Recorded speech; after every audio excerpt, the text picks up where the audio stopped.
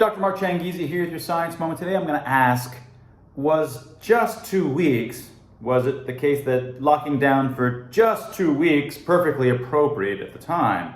Now, there's a lot of folks, and I've got maybe 6 or 7, I can't remember, in the last 20 Science Moments, focusing on culpability of those that were in the mass hysteria, and how do you understand culpability. And of course, I've got others that go back 200 Science Moment episodes. We've got a lot of content here on how you can understand culpability and blamability and who's responsible when it's a mass hysteria.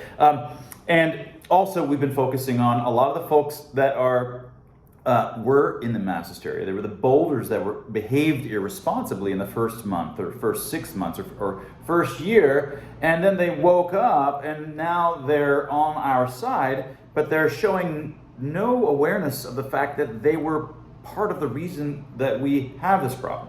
If you violate civil liberties, if you call for medical authoritarianism, even for a month, the argument that I've been trying to make from sort of 6, 7 different angles is that no, you're culpable, and you should have a huge reputation hit. You should understand that you were part of the problem, not just point to say, well, I'm a victim of the WEF, and Klaus Schwab and Bill Gates did this to me, right? I mean, this is the wrong moral to have drawn. Now, a lot of the times that I bring these issues up, a lot of people say, well, look, this is ridiculous.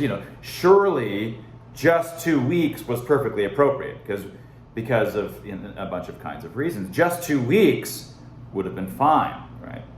Now, I think this is a very mistaken attitude, and amongst those in the core team reality group, we were screaming at the very start, before even the 2 weeks, that things were going downhill quickly, and that just 2 weeks were completely the wrong way to move forward. I just want to cover a few of the reasons for why no, just 2 weeks was not perfectly appropriate. So, one, data already existed in early, March 10th, March 8th, and around this time. Data already existed showing that it had a low infection fatality rate. But instead, panic spread, conflating the infection fatality rate with the case fatality rate. And so you can see on the screen here, this was published in many kinds of media outlets. This is from the Business Insider. And it's showing flu on the left, and you can barely see the lines, right? Each of those is a function of different age brackets. What's your likelihood, what's your probability of dying if you got flu? And on the right side, it's showing what seems to be the exact same kind of information, but for COVID. And holy crap, look at the size of these bars. They're a completely different kind of situation going on when you compare flu and COVID, except that flu on the left is showing the infection fatality rate, which is your probability of dying if you get it, whereas COVID's graph is showing you something called the case fatality rate, which is the probability of a case that appears at the hospital in a medical setting. What's the probability of them dying if they have it? Totally different. For the case fatality rate, you're looking at folks that are already so sick that they had to show up at hospital. Right? Totally different. This is comparing apples and oranges, and this put fear in people's minds, right? So it wasn't commonsensical. There was much of the panic was due to things like this, right? So that's one reason why just 2 weeks was not perfectly appropriate.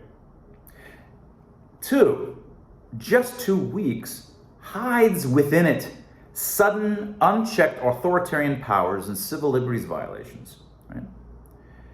Just 2 weeks means that we're just going to lock the population down, interfere with private businesses, get everybody effectively, shut these businesses down for 2 weeks. These are tremendous civil liberties violations, tremendous uses of emergency powers.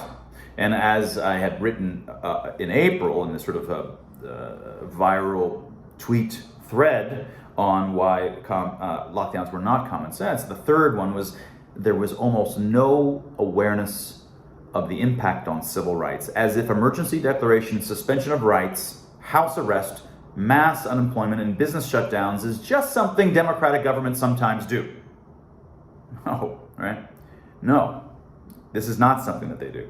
And as I've talked about before in a couple other, several Science Moment videos, civil liberties are especially for the perceived emergencies aren't when you want to set them aside. Number 3, you can't freeze an economy, even for 2 weeks. There was this notion, well, we'll just freeze the economy, right? There would be massive economic damage affecting lives and livelihoods, and disproportionately those with lower incomes, which is what we saw. Those with lower incomes were disproportionately affected, and they did not bounce back. Higher incomes, as you can see here, and sort of the higher ones, everybody lost their jobs.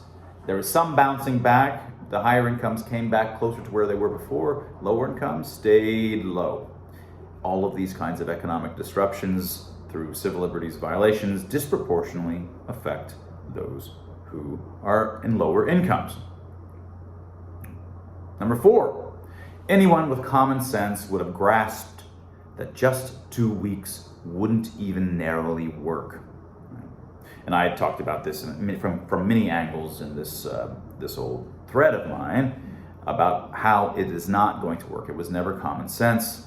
It was not part of the pre-pandemic plans at all. The pandemic plans pre-COVID said don't lock down. This was not something we ever did. Right? This was not standard practice.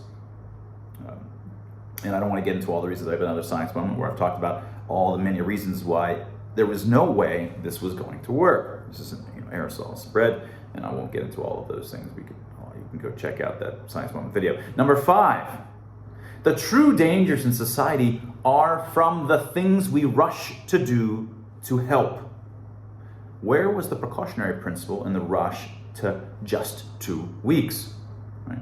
The precautionary principle, as we've talked about several times, isn't, hey, there's something dangerous and let's take precautions. No, the precautionary principle is a principle because we tend to hurt ourselves in the rush to implement our ingenious schemes to help everybody. Our ingenious new schemes are the ones that have to be tested and have great cost-benefit analyses before we ever can implement them. The burden is on those with the new interventions to show that they work, show that there are not undue harms, right? And that requires lots of work. Those require lots of RCTs and checking for lots of potential harms. It is not easy to do, and the burden is on them to do it. It's not on the rest of us to say, to come up and show that there's harms. They have to show there's no harms. Number 6, poking societal stability is a dangerous game, and just 2 weeks was a wildly authoritarian poke. As I said in the 15th tweet in this thread that I talked about before, the greatest low-risk black swan dangers for humans are the stuff other humans do. Riots, revolutions, wars, human-induced famine, and so on. Playing with civil liberties en masse while devastating the economy. What could go wrong? Right. And number 7, the final one on this list. Well, we didn't know much, so given how ignorant we were, just 2 weeks was totally rational. No, your fear and your ignorance is not an argument for violating civil liberties en masse, but rather an argument for preserving civil liberties more strongly than ever. And I already hinted at this earlier. We must end the notion that an emergency justifies violating civil liberties. Civil liberties are especially for the perceived emergencies. And in fact, violating civil liberties is our greatest emergency. There are no greater emergencies than when society suspends civil liberties. Those are where the greatest genocides, democides, and harms have ever come to society. Always comes from that. If we walk away thinking that just 2 weeks was fine, we have not learned the lesson of COVID.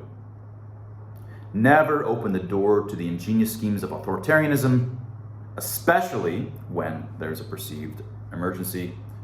And that was your science moment.